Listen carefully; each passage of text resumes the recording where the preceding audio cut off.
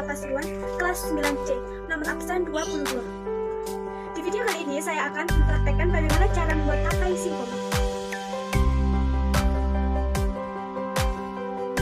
Untuk bahan utamanya, siapkan 1 kg singkong, lalu potong-potong, kemudian kupas. Setelah itu, keruk-keruk bagian permukaan singkong supaya nanti singkong saat dikukus itu tidak berlendir.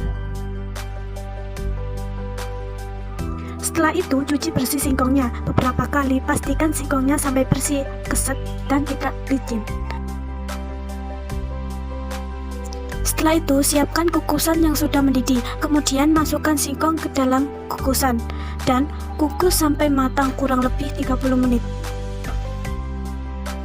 Setelah singkong sudah matang, kita pindahkan ke wadah dan biarkan singkongnya sampai benar-benar dingin. Siapkan ragi tape, lalu kita haluskan dengan menggunakan sendok seperti ini. Lalu ambil singkongnya, terus kita lumuri ragi sampai rata. Setelah rata, kita tata di atas wadah yang sudah dialasi daun pisang. Lakukan semuanya sampai habis. Setelah semuanya kita lumuri dengan ragi, lalu kita fermentasikan selama 3 hari dan pastikan kita simpan tapainya di tempat yang aman ya. Jangan sampai dibuka sebelum tapai matang. Tada, mari kita lihat hasil tapai yang saya buat. Teksturnya lembut dan baunya bau tape guys. Rasanya sih enak banget. Bahan singkong, sebelum diberi ragi tekstur kasar, rasa hambar, aroma tidak ada. Setelah diberi ragi, tekstur lunak, rasa sedikit manis, aroma menyengat. Mengapa dalam pembuatan tape harus ditaburi dengan ragi? Karena ragi mempunyai peran untuk terjadinya proses fermentasi dalam pembuatan tape. Apa saja mikroorganisme pada ragi tape? Mikroorganisme yang terdapat dalam ragi tape yaitu Saccharomyces cerevisiae, Rhizopus oryzae, Saccharomyces fibuli gera. Mengapa ragi harus ditaburkan pada saat bahan dalam keadaan dingin?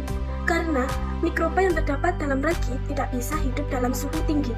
Akibatnya akan mati dan proses fermentasi pun tidak berhasil.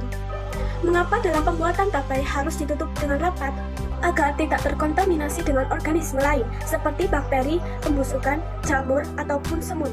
Ragi yang digunakan bersifat anaerob, yaitu bakteri yang tidak dapat tumbuh dalam suasana yang mengandung oksigen. Makanya harus ditutup dengan rapat. Proses apa yang terjadi dalam pembuatan tape? Proses yang terjadi dalam pembuatan tape yaitu proses fermentasi. Mengapa terjadi perubahan tekstur, rasa, dan aroma pada singkong setelah diberi ragi dan ditutup selama 3 hari? Adanya proses fermentasi yang berlangsung dengan adanya mikroba yang terdapat dalam ragi.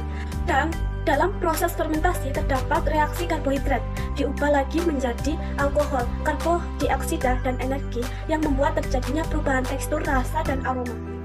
Kesimpulannya, dalam pembuatan tape terdapat proses fermentasi yang terjadi akibat adanya mikroba yang terkandung dalam ragi. Proses fermentasi ini dapat mengubah rasa, tekstur, dan aroma karena adanya reaksi perubahan karbohidrat menjadi gula dan selanjutnya gula menjadi alkohol, karbon dioksida, dan energi panas.